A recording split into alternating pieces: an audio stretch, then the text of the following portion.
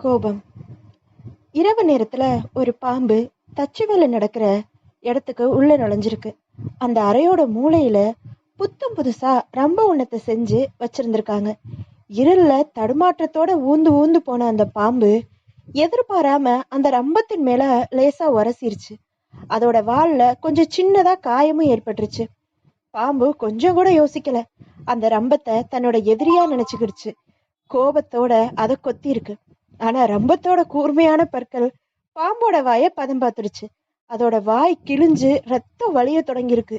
இருந்தாலும் இந்த பாம்புக்கு கோபம் அடங்கவே இல்லை, பல மடங்கு அதிகரிச்சிருக்கு.